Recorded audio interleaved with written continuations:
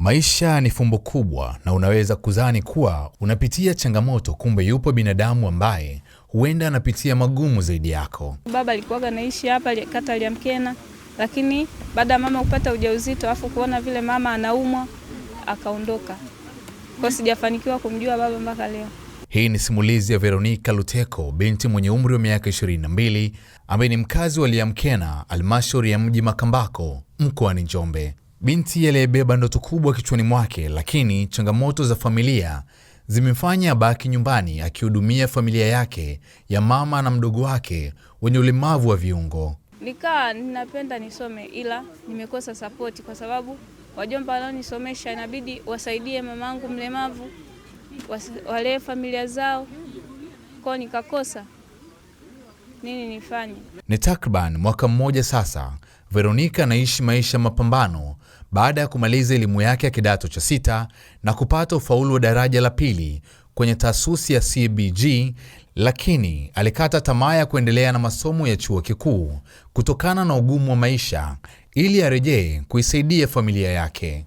Binti huyu mwenye umri wa miaka 22 mwenye ndoto kubwa ya kuendelea na masomo yake ili aweze kuwa mwalimu wa wanafunzi wenye mahitaji maalum, amesema mpaka sasa hamjui baba, lakini pia aliporejea nyumbani baada ya kumaliza kidato cha 6 katika harakati zake za kuisaidia familia, alijikuta anapata ujauzito ambapo sasa ana mtoto mwenye umri wa miezi 2.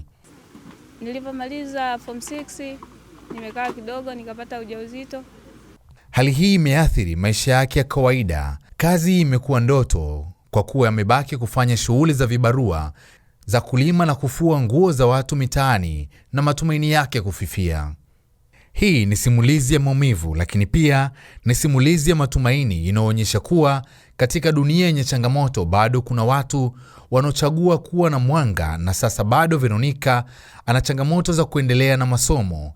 Licha ya changamoto hizi, analazimika kuangukia Watanzania waweze kumsaidia. Nimemaliza darasa la 7 mwaka 2018. Nikafanikiwa kupata ufadhili wa masista Augustinian Sisters Madaba. Nikasoma form 1 mpaka form 4, lakini ufadhili ulikuwa ni mwisho form 4.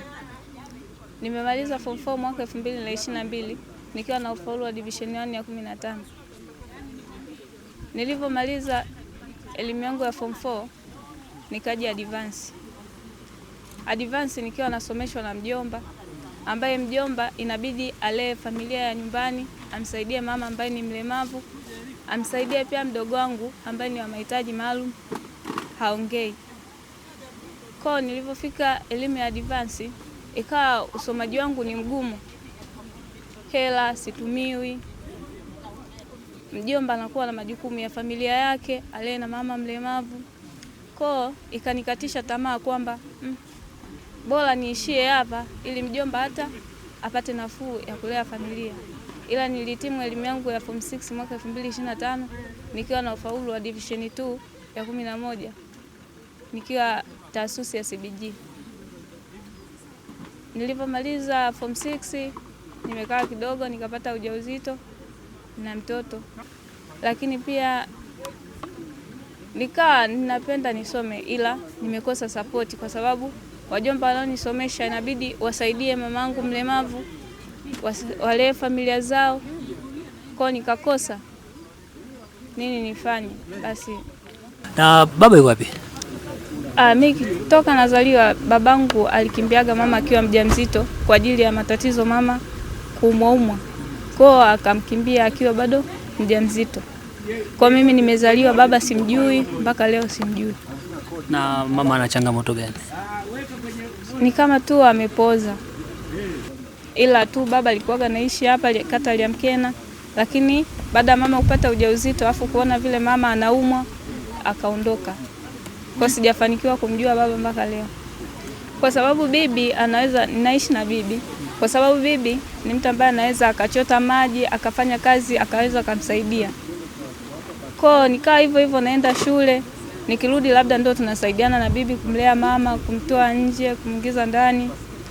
Au likizo vile nafanya vikazi vidogo hata kufua nguo kwa watu, kazi hivi. Ili tu tupate hata hela ya sukari tumhudumie mama. Hivyo hivyo nilikuwa napambana hata kuingia form 6. Ikanibidi tu niwe nasoma kwa sababu hali ya nyumbani naijua, lakini ilivyofikia sasa mama anakuwa hoi, afu mjomba ndo inabidi ahusike sehemu zote mbili kwenye familia yake, aje na hapa nyumbani ajue tumekula tumefanyaje. Kwa ikanikatisha tamaa kwamba hapana, mjomba atazidiwa. Nikipata kazi yote nafanya, lakini pia baba mwenye mtoto ananisaidia. Nilikuwa natamani sana niwe mwalimu wa mahitaji maalum. Kwa nini kimekusukuma kupenda hiyo fani? Ile tu inanigusa kuona tu wanahangaika. Nimesoma shule ya Lugalo Sekondari. Ni shule ambayo ina Iringa, ina watoto wa mahitaji maalum. Lile swala liligusa kuwa kumbe kuna walimu ambao wanaweza fanya hivi, na mimi siku moja nije hata nifundishe. Mimi ni Mzalendo TZA, mwandaaji ni Amiri Kilagalila kutoka Njombe.